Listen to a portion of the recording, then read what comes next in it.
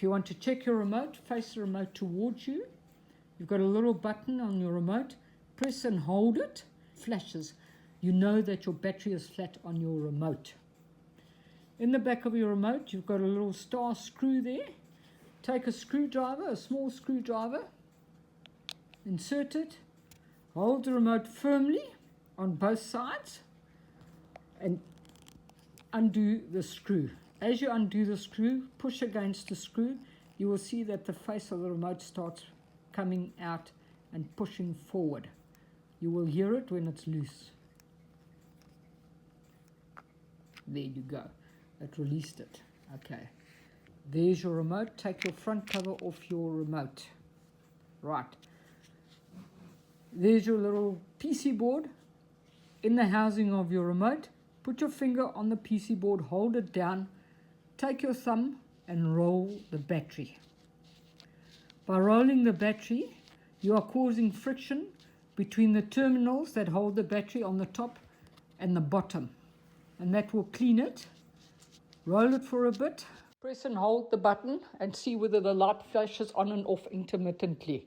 If that's the case, the battery is flat. So it's telling me I've got a flat battery. This is quite a nice little remote. You can take the PC board out with any hassles. It's basically loose in there. You can see your battery terminals on the top and the bottom.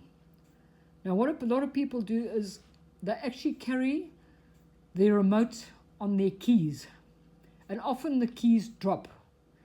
And when this remote falls on its side, the weight of this little battery becomes quite heavy, and it starts bending this little plate on the bottom. It starts straightening it. And at the end of the day, this battery becomes loose and it doesn't make proper contact, which will cause your battery to fail. So in other words, your battery won't give any power to the board itself. You can take these two little terminals. You are allowed to bend them a bit. Just give them a slight bend. Bend them slightly. You can bend them more than I have already. I have already bent them. I won't bend them more, but you can bend them. Make them a little bit shorter than your battery. Take your battery and put it back into the terminals on both sides, the contacts.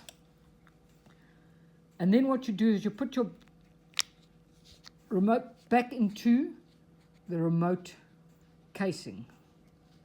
If you roll the battery is secure because it's got its own little space that it lives in. It was made like that. You know that everything is in place.